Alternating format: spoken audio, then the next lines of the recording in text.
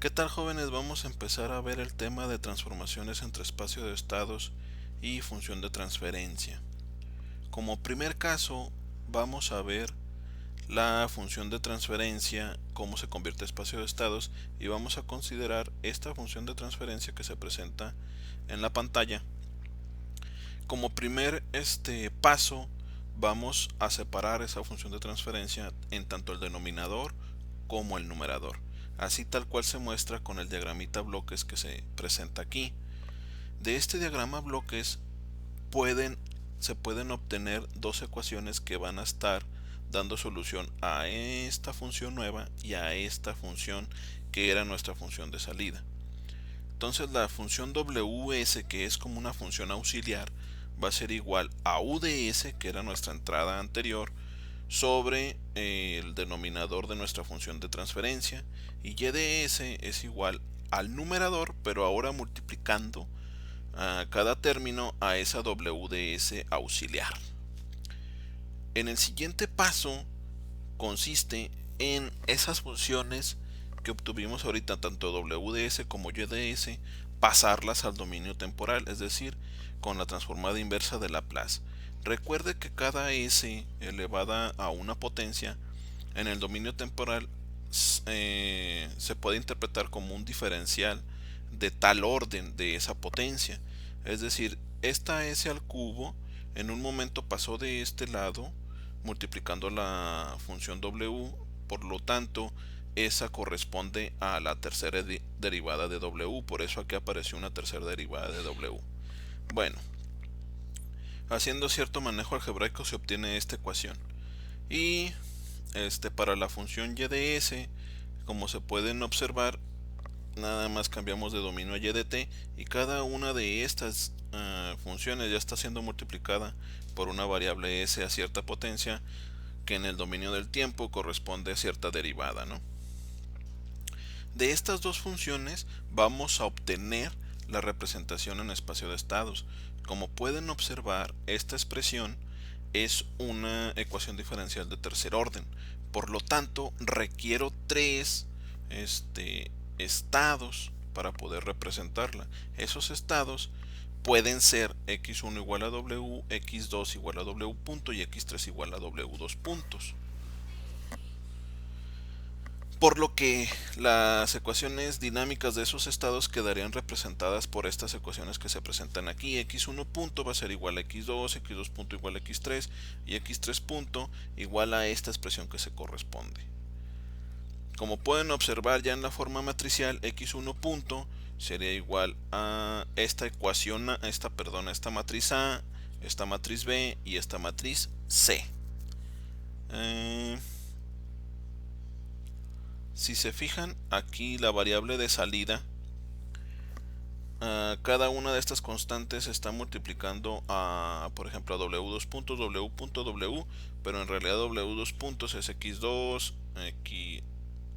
x3, x2 y x1. Por eso acá queda de tal forma representado en esta forma matricial. Bueno, todavía aún así podemos expresar estas ecuaciones diferenciales que se presentan aquí mediante un diagramita a bloques. Recuerden que si tengo una ecuación diferencial de tercer orden, requiero tantos integradores como el orden de esa ecuación diferencial para poder encontrar la variable sin ninguna derivada. Es decir, necesitaría tres integradores. Imaginándonos que para el primer integrador entra w3 puntos, se obtiene w2 puntos y así sucesivamente hasta obtener w. Ahora tenemos que involucrarnos con esta ecuación, tomarlo como si fuera una ecuación algebraica, y entonces puedo decir que w3 puntos sería igual a a2 que multiplica a w2 puntos, por eso se utiliza el simbolito del sumador y ya se obtiene w3 puntos tal cual si tuviéramos ya las expresiones de cada una de las w's o de las derivadas correspondientes de las w's. Al igual, para la salida se utilizaría otro sumador y se van obteniendo señales correspondientes de cada una de las derivadas de w. Recuerden que cada uno de estas salidas, de estas señales, son los estados que nosotros estamos obteniendo, ¿no? Bueno, a diferencia de este diagramita a bloques con este que se tiene aquí, por ejemplo, nosotros sí obtenemos la misma salida metiéndole cualquier entrada de las que nosotros ya hemos utilizado para analizar los sistemas. Sin embargo, nada más se pudiese obtener de ese diagramita la salida correspondiente del sistema. En este caso nosotros podemos encontrar cuál es el comportamiento de cada uno de los estados que nosotros definimos para poder representar a este sistema. Bueno, para poder hacer una comparación con la solución que se tuvo anteriormente con la solución que se obtiene en MATLAB, nosotros podemos utilizar la función TF2SS, que no es más que nada un acrónimo de decir Transfer Function to State Space. Es decir, se está obteniendo una transformación entre una función de transferencia a espacio de estados. Necesitamos precisamente como entrada al sistema. El sistema se puede dar de diferentes formas. Aquí en este momento lo estamos dando con el numerador y el denominador que tiene ese sistema. Como numerador, pues le damos simplemente los coeficientes que tienen ese numerador, y como denominador precisamente esos coeficientes también que tiene el denominador para cada una de las variables s, ¿no? Ya nada más haciendo uso de esta funcioncita se obtienen las matrices A, B, C y D.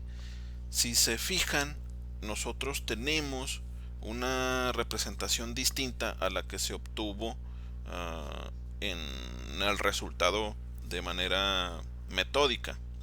Esto es porque MATLAB está asignando como el estado 1 a quien nosotros asignamos como estado 3.